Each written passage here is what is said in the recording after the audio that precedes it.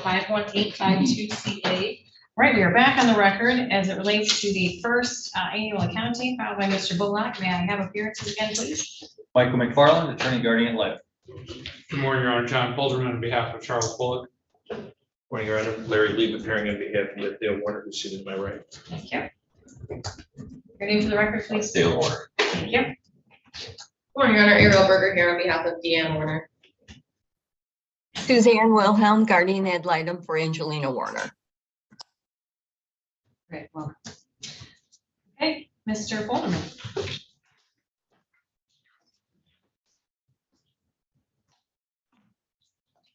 Good morning, Your Honor. John Polderman on behalf of the successor conservator, Charles Bullock. This is the successor conservator's petition to allow a first accounting, as well as there was a filing of an amended inventory. Today is Thursday. Tuesday afternoon, I received this objection that was filed apparently by Mr. Lee on behalf of his client, Dale Warner. I had a chance to review some of that. My first point is we are asking that the court allow the accounting filed by the successor conservator. We're asking that that be approved today. These objections were not filed timely. I've had a chance to go through them, and just real quick so the record is clear, some of the objections relate to the fact that the accounting supposedly omits certain things, and those supposed omissions are, for example, there's no storage fees listed for the Hummer. Well, we simply have not been charged storage fees by RepoCast where the Hummer is located, so that their absence doesn't mean that it was an omission. They're simply not being charged. Other objections really are arguing legal positions as far as who is the owner of certain assets. There's a number of assertions as well that just because a vehicle is titled in the name of DDW Investments or D Warner, that it's really not hers because tax returns or tax allocations show differently. But we reported and attached evidence as far as titles to vehicles. So the fact that Mr. Weisberg, whose ability and sufficiency of his actions we contest, but in any event, the fact that it may be allocated differently in a tax schedule or tax return is neither here nor there. The titles show what they show, and we believe it's appropriate to include them on the inventory. Additionally, the accounting, right, just takes, or the objection says, well, Dale Warner objects to listing the fees of the court-appointed attorneys, the fiduciaries. We've already been through several hearings on the amount of the fees, but just the fact that they're listed is not objectionable. I would also note that there's no objection as far as money in and money out of the account. The inventory and the accounting matches the bank statements. There's been no assertion or proof that somehow the successor conservator failed to properly administer funds. Some of the values that were listed, we had to track the inventory and the values that were listed by the prior conservator. So there was a clear sequence of events and dollars. So those figures had to match the prior inventory and accounting that was filed. There's also some plain confusion. Mr. Lee has said that he doesn't know who People's Appraisal is that was listed. Why were they paid? They are the appraisal company. This court entered a specific order allowing us to pay them, which we did. Mr. Lee said he doesn't have a copy of the appraisal. I said I would print it out. It's available at our office for pickup today. So I think that would at least clear up some of the confusion. I am happy to go through these line by line.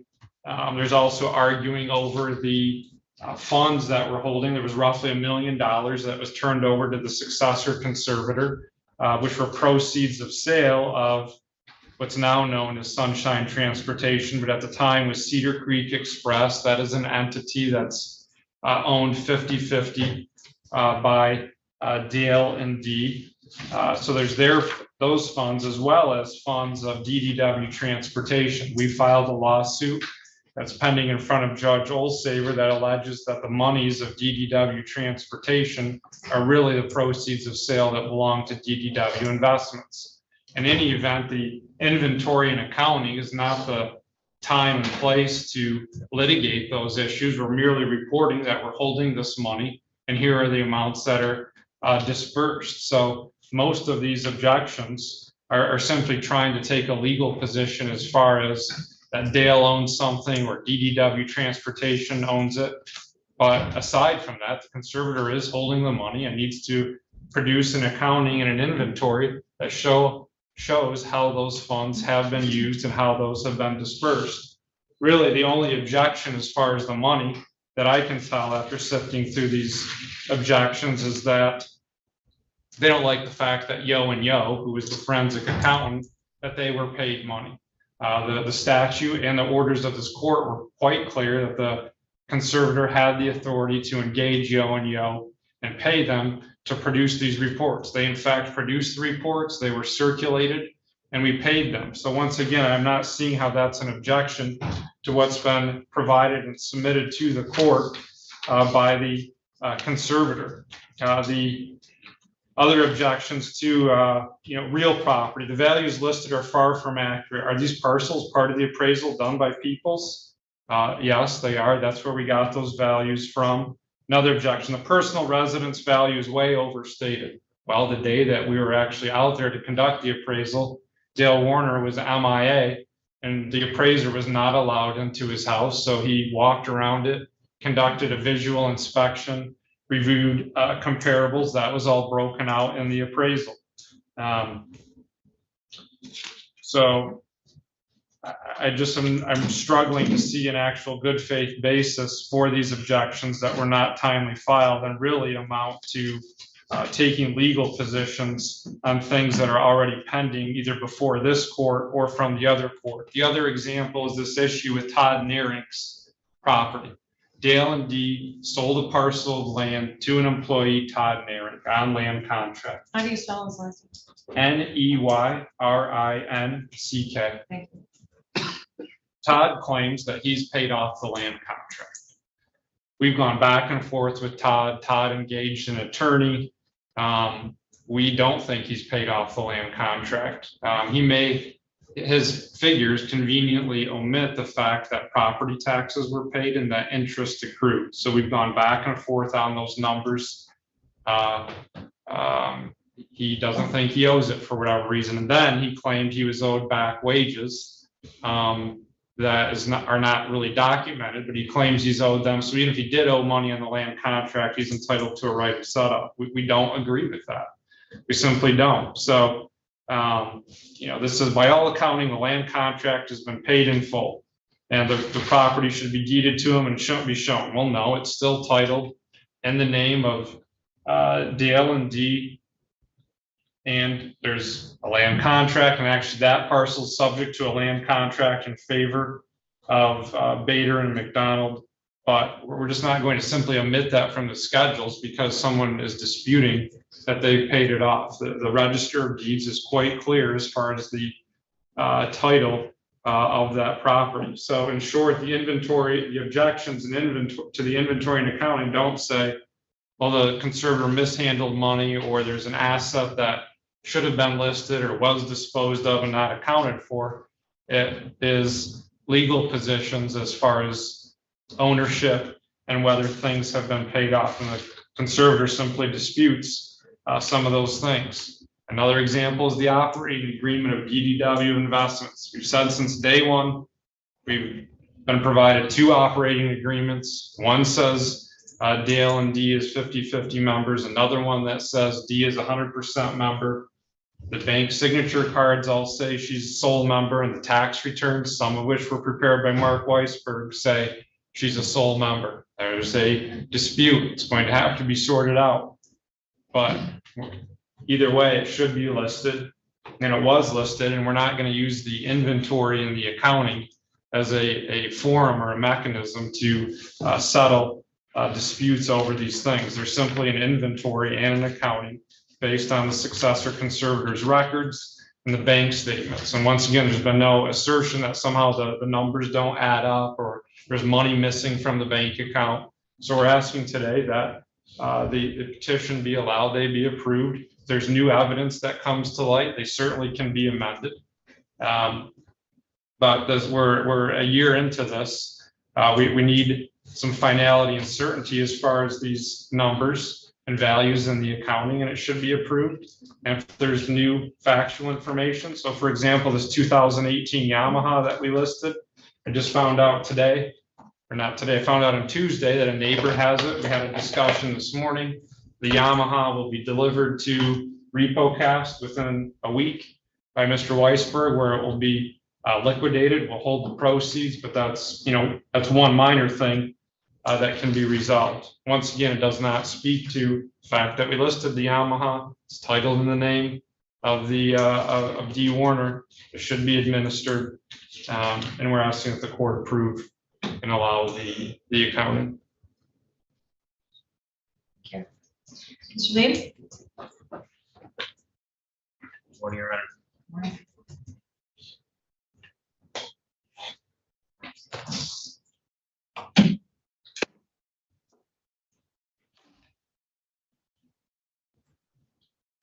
Your Honor, good morning, Larry Lee, on behalf of Dan Warner. Your Honor, we're here today on our objections to the first annual account that was filed by the successor conservator, Charles Bullock. This accounting really is the latest, or the third edition of the successor conservator's first account. We believe the document accepted by the corporate filing is inaccurate, contains numerous errors which are confusing and outright misleading statements. I'm not going to go through my entire response, but there are quite a few exhibits that have been attached. The court rules allow for the objections to an account up until the time the court accepts the account. We received it on July the 12th. That's the date of the proof of service. We filed it as soon as we could. We have served all of the parties. There was a question as to whether or not we needed to serve certain interested parties. We've done that. Our response is very comprehensive, lists all the exhibits. We believe that the account has been overvaluated, overstated. It contains things that are errors, need to be corrected. My understanding is that Mr. McFarland has not had an opportunity to really review it and would like an adjournment. I really stand on my response. I'm not going to get up here and fight against myself. I mean, I think we've detailed our response very clearly. It's very comprehensive.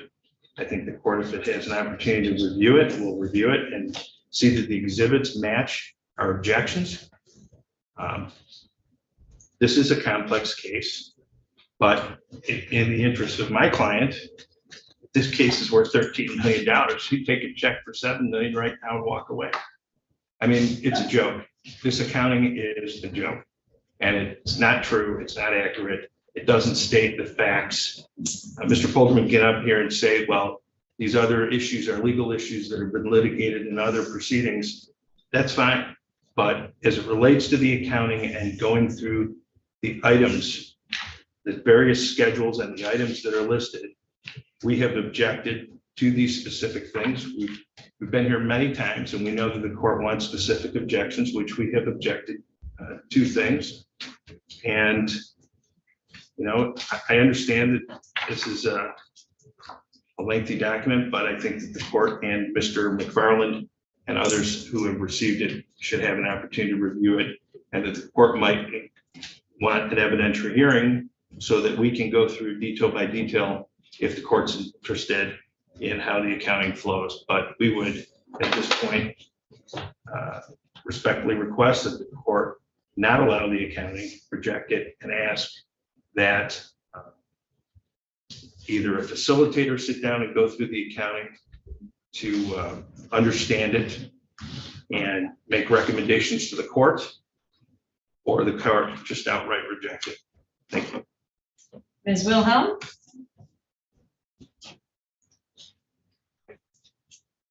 Yes, Your Honor. I have not had an opportunity to review in depth. I have gone through all 36 exhibits, many of which are 59, 60 pages, a couple anyway. And I've looked at the objections, and I haven't had time to really analyze those. So I'm requesting an adjournment as well. I would like an opportunity to review them. Mr. McFarland? I think the accounting was filed with this court, the clerk's office, on June 30th, if I recall. And there's some question about who had to be served. And then non-attorney interested parties were then served, but this has been circulated for almost a month now. And last week, after I signed my waiver and consent, the court clerk across the hall said Mr. Lee contacted her that he was going to file an objection. I reached out to him. And it was me reaching out to him. It seems though he could have reached out to all of us and perhaps requested a step in order to adjourn rather than me being handed the document this morning or receiving it by email yesterday. I've not had a chance to review that. This case is dragged down for a sufficiently long time. We do need to have a starting base.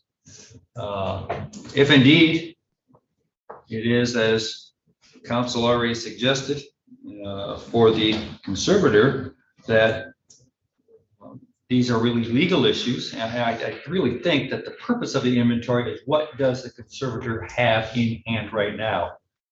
And from what I've heard and not reviewed, it sounds as though there are a lot of legal objections. Some things may also impact what the contempt of court hearings are scheduled for. It may also be impacted by what's going on upstairs.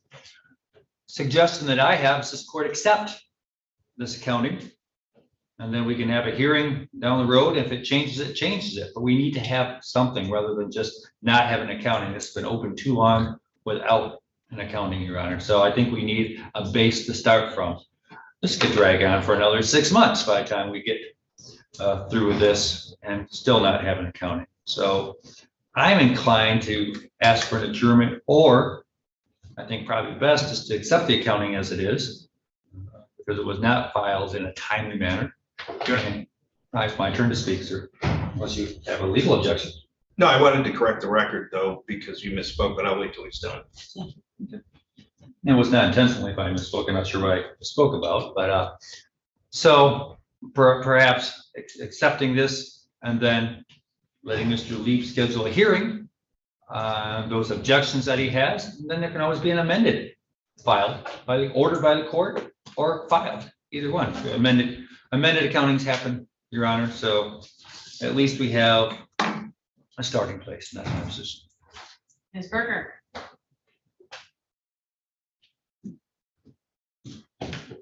Yes, thank you, Your Honor. I am in agreement with Mr. McFarland's position in the court accepting the accounting today. I do think that it's imperative to have a baseline to go off of. And if at any point that baseline needs to change, then we can schedule hearings and argue that point. But at this point, we're 2 years into this and we don't have an initial inventory and an initial counting. So although it's been increasingly difficult to track anything in this case, it's more difficult for the court specifically and for, even the clerk's office to keep track of the accounts that need to keep track of the ins and outs, I guess, of the accounts that we need to make sure that we're keeping a handle on. So at this time, I'm not requesting an adjournment. I'm requesting that the court accept this and possibly set an evidentiary hearing on the objections. And if it is so necessary, an amended accounting can be filed. Maybe a new proposed accounting or something specific with numbers that need to be changed to be proposed. That way the parties actually know what the objections are specifically asking for. Thank you. Well, the court finds all addressed parties were given notice for purposes of today's hearing. I have received a copy of the objections, also very untimely. Nevertheless, as a result of a request by Ms. Wilhelm and a request by Mr. McFarland, I'm inclined to grant an adjournment to allow them to review those objections. we will come back together, assuming it works for everyone's calendar, on September 7th at 11 a.m. Please check your calendars.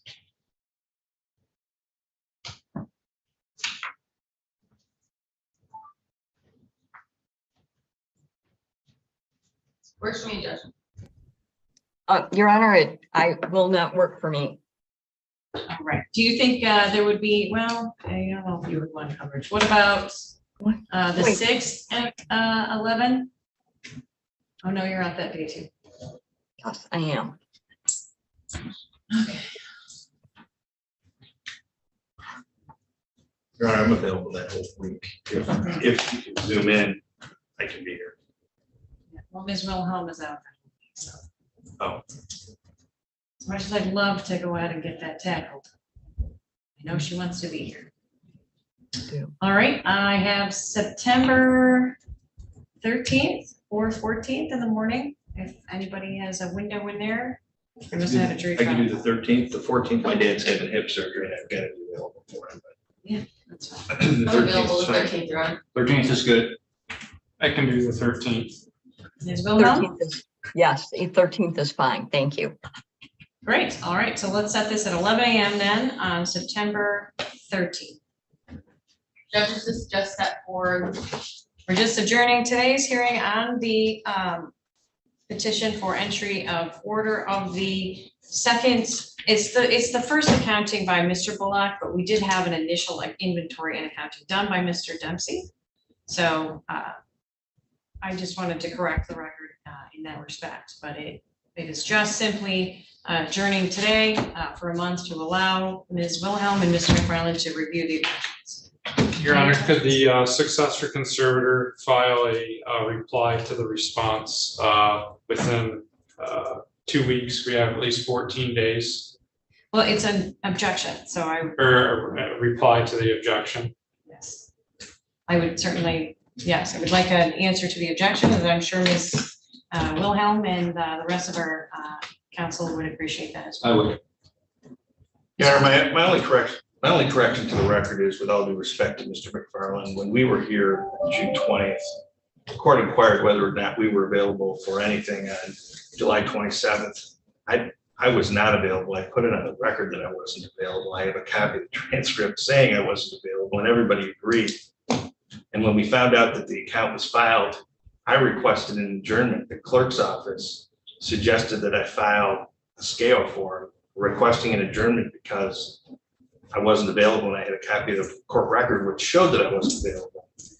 And I was told that this was the date that the clerk set and we had to be here. So with all due respect to Mr. McFarland, I did request an adjournment, and so that's my only clarification. Thank you, Judge. Thank you. Any other questions? nothing further, Your Honor. No, Your Honor. Well, that's all Nothing. in this case for today. The court will issue the order of adjournment. Thank Thank you, Judge. Thank you and good luck.